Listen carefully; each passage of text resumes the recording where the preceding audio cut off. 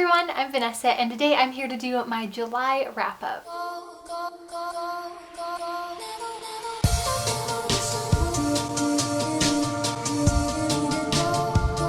So the first things that I want to talk about, just to get them out of the way, because I've already mentioned them a couple times on my channel, were the two little picture books I checked out from the library. Hilda and the Troll is kind of like an Adventure Time vibe graphic novel, just about this girl that goes on an adventure in the woods. Someone pointed out that this is actually a TV show on Netflix, and I'm really excited to check that out because it was really cute. And the other one is, of course, Princess Puffy Bottom and Daryl. This is about a cat, Princess Puffy Bottom, who is just used to being the princess of the house until her moms bring home a puppy named Daryl and she has to adjust to living with a dog in the house. It's indescribable how adorable this artwork was. I almost cried reading this book just because the art was so cute. And another thing that is really cool about this book is that their moms are two women of color. So you love to see that in a children's book. So those are just some cute little kid books that I checked out. Sometimes I just see ones that look really cute and I can't resist looking at them. Okay, so then for the other things that I read in July, the one really big reading project that I did all month long was I read Me and White Supremacy by Layla F. Saad. This book is basically broken down day by day, and every day it covers a different topic that has to do with the ways white supremacy shows itself and the ways that we all benefit from and participate in perpetuating white supremacy even if we don't realize it. And then at the end of every chapter, after you've learned about these topics, there are reflective journaling prompts so you can kind of like really reflect and think deeply about the ways that you personally have thought about and experienced and perpetuated these things. So I thought that this book was a really valuable exercise in that because, you know, a lot of the topics in this book are things that if you are even a little bit socially aware, I think most people are vaguely aware of these terms, you know, things like tokenism and cultural appropriation and white apathy, white fragility, things like that. I think these are things that most of us, especially here in the book community, are aware of. But I also think that a lot of us being white people, tend to fall into the trap of thinking, okay, well, I don't do that. That's a thing that other white people do, and I'm a good person, so that's not me.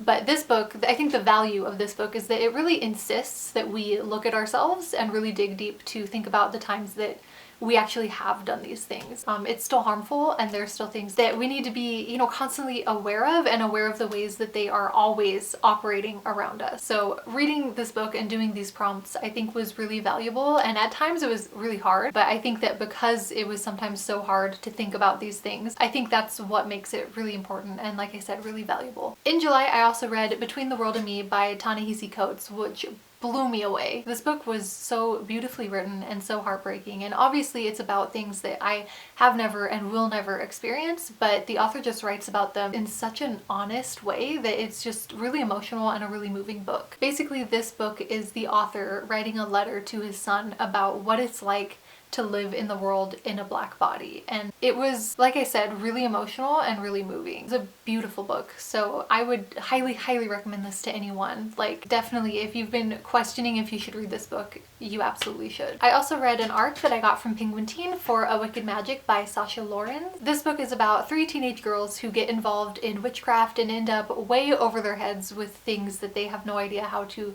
deal with or control. I enjoyed this book overall. I think it definitely did have some issues. The whole witchcraft and magic storyline was pretty underdeveloped, and I think that's definitely weird for a book that, you know, that's its synopsis. But I didn't really mind that because to me it seemed like the magic storyline was basically meant to be being used as just a plot device to further along the actual storyline, which was about these three girls who are each dealing with really personal and really tough issues in their own lives. This book definitely does need a lot of content warnings. Like, if you can imagine it, it's probably in this book.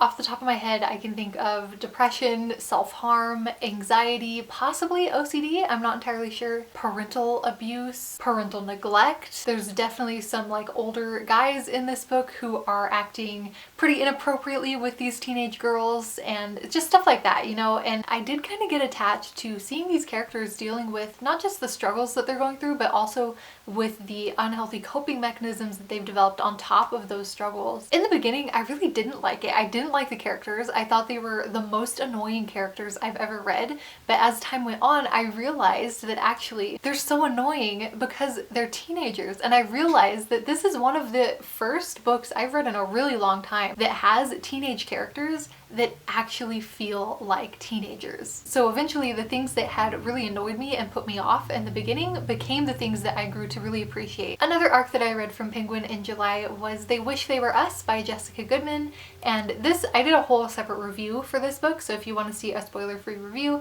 I'll leave it in the cards or whatever. But this is a YA, I guess it's kind of a murder mystery, and it's set at a really elite prep school. To me, it felt a lot like Pretty Little Liars, or I would even say maybe like a teenage version of Big Little Lies. And I'm just realizing, why are those two titles so similar? When also their vibes are pretty similar too? Much to think about. Anyways, like I said, this book is set at a really elite prep school, and among this elite prep school, there's an even more elite group of students in this kind of like secret society club thing called the Players, and it comes with all of these perks and benefits to help you on a silver platter get good grades and get into college and set you up for an elite life, basically. So the thing that I really liked about this book is how they used that situation to explore the concept of power and privilege, and how power will always defend the status quo, and the status quo is there to defend the systems of power. I will say that the pacing is a little bit weird. The first half of the book barely touches on the murder mystery and focuses more on like the high school drama, and then suddenly in the back half of the book it's like, oh, murder mystery time. So it was a little bit strange, but I also didn't mind so much. I liked it anyway, and I thought that it was a really interesting take on the things it was discussing. July was also the month that the All the World's a Page readathon was going on, which was Shakespeare themed, and the Keep It Classic Book Club, which I helped co-host, did a Shakespeare theme as well. So I also read A Midsummer Night's Dream, which was really good. I read it in middle school, but I didn't really remember it, and it was just really funny. It was a good time about fairies meddling in people's love lives in the woods and just a big forest shenanigans situation. Just really fun. So of course, after I read that, to bring myself out of the fun times, I read Macbeth for the first time. And Macbeth is a tragedy. It's pretty dark. This is about a man who murders the King of Scotland and becomes king himself, but then it all like kind of falls. He unravels because of the guilt and the shame that he feels, and the fear of like, okay, now that I've taken power, how do I keep it? And just the spiral of that. I thought it was really good. I really loved this. I think I like it more than I liked Hamlet, and I really liked Hamlet. But Macbeth, I really loved the spooky vibes. There's like witches and prophecies, and just the atmosphere just feels really, oh, it was really good. So after that, another challenge was to read an adaptation, and I read As I Descended by Robin Talley, which is a Macbeth retelling set at a boarding school, and basically everyone is gay. Like, I think there's only one straight character in this whole book, and there's a lot of other like kind of intersectional representation going on. A few of the characters are also Latina or Latino. One of the characters is disabled. There's just like, there was a lot of intersectionality going on, which I thought was cool, but I also didn't really like the book, which was really disappointing, but I didn't think it was a well-crafted story. Again, I have a whole review on this if you want to hear all of my ranty thoughts, but the characters were really flat and one-dimensional, and the plot just felt really messy and convoluted. Yeah, I don't really know what else to say. It had a lot of potential, but I didn't like it. And then I guess while we're on the topic of like tragedies and plays and stuff, I also read for my independent study with my German professor, The Poetics by Aristotle. And the Poetics is basically, I guess it's a collection of notes from Aristotle's students about, you know, the things he taught them about writing poetry, writing tragedies versus comedies. And it's basically just like, here's what Aristotle thought were the necessary components of these different types of poetry, or theater, drama, however you want to look at it. And it's hard to really give an opinion on this. Okay, we get it. You're an ancient Greek philosopher. Cool. But at the same time, like as a literature major, I do think it's really interesting. Being someone who's grown up my whole life with stories, just in and out of stories always, there are definitely things that you don't notice because they just feel like second nature. You know, it just comes naturally, right? But then getting to read this was kind of like getting to look under the hood, I guess, and be like, oh, that's like actually a mechanical thing that is in all of these stories intentionally. I don't know. It was really interesting, even though I also think it was like, oh, I just realized I had this to hold up and I didn't hold it up. My bad. Anyways, the last thing I read in July was the Wayward Children series, or at least the first 4. I don't know if the 5th one is already out or if there's more or what, but I read the first 4. I really liked these. If you're not aware, these are like really small, kind of like novella type stories. Every Heart a Doorway is about this school for children who have traveled to other worlds, like through doorways, you know, like Narnia or Alice in Wonderland, stuff like that, and then have had to come back to Earth and are having a hard time adjusting and like letting go of the fact that they found another world that they felt like was their home, and then they were forced back into this one that they don't want to be in anymore. So all of the students at this school are kids who have each been to a different world. Like there are so many different worlds out there, and it was really cool and really interesting. And then the second book, Down Among the Sticks and Bones, I think this was my favorite. This tells the story of 2 of the students at the school, 2 sisters who had gone to this world, which is kind of like a gothic horror Victorian type world. There's like vampires and stuff.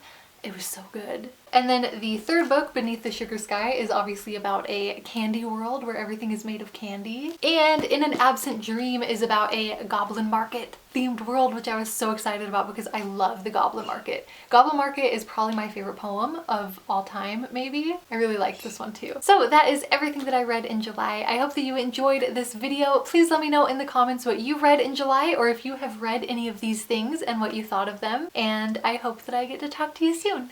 Bye!